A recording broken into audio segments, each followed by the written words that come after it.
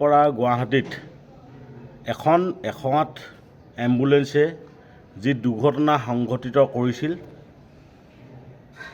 আৰু এগৰাকী ছোৱালী মৃত্যুবৰণ বা নিহত হৈছে বুলি আমি জানিব পাৰিছোঁ। আমি সদৌ অসম 108 মৃত্যুঞ্জয় কৰ্মচাৰী সন্থা পৰিয়ালৰ পৰা মৃতকৰ পৰিয়াললৈ সমবেদনা জ্ঞাপন কৰিছোঁ। লগতে ক'ব বিচাৰিছোঁ যে সদৌ অসম 108 মৃত্যুঞ্জয় কৰ্মচাৰী সন্থাৰ কৰ্মচাৰী ইয়াত জড়িত নহয়। ইয়াত জড়িত হৈছে একমাত্ৰ GPK EMRI এই কোম্পানীটোৰ গাফিলতিৰ বাবে। আমি যেতিয়া কৰ্মবিৰতিত আহিছিলোঁ সেই সময়ত বাৰে বাৰে আপোনালোকৰ সংবাদ মাধ্যমৰ যোগেদি উত্থাপন কৰি আহিছিলোঁ যে অপ্ৰশিক্ষণপ্ৰাপ্ত অনভিজ্ঞ চালকৰ দ্বাৰা গাড়ীসমূহ গতাই দিয়া হৈছে।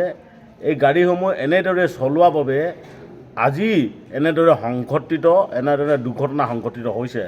অতি দুৰ্ভাগ্যজনক, দুখ লাগিছে।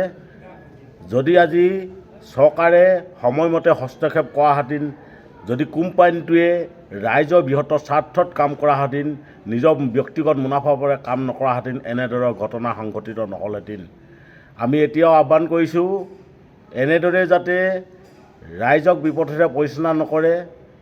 যিসকল 17 বছৰীয়া অভিজ্ঞ চালক আছে, EMT আছে, পাইলট আছে, তেখেতলোকৰ হাতত গাড়ীসমূহ গতাই দিয়ক আৰু ৰাইজক যাতে এই কৰ্মচাৰীসকলে ভালকৈ সেৱা প্ৰদান কৰে তাৰ প্ৰতি আহ্বান কৰিছোঁ আৰু চৰকাৰক অনুৰোধ জনাইছোঁ যে এই কোম্পানীটোৱে অকল মাত্ৰ নিজৰ মুনাফাৰ কাৰণে কাম কৰিছে, ৰাইজৰ বৃহত্তৰ স্বাৰ্থ কাম কৰা নাই। সেয়েহে অনুৰোধ জনাইছোঁ, চাওক আজি এগৰাকী কণমানি এজনী ছোৱালী, উঠি অহা ছোৱালী মৃত্যুবৰণ কৰিবলগীয়া হৈছে একমাত্ৰ অনভিজ্ঞ চালকৰ দ্বাৰা।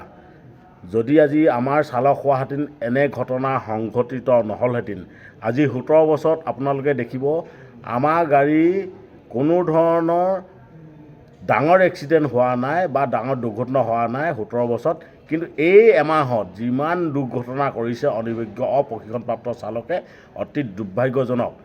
অনুৰোধ জনাইছোঁ অসম চৰকাৰলৈ, অতি শীঘ্ৰেই যিসকল 17 বছৰীয়া কৰ্মচাৰী আছে এই কৰ্মচাৰীসকলক কৰ্মত যোগদান কৰাই ৰাইজক যাতে সুচাৰুৰূপে সেৱা দিব পাৰে তাৰ ব্যৱস্থা কৰি দিয়ে যেন। ধন্যবাদ।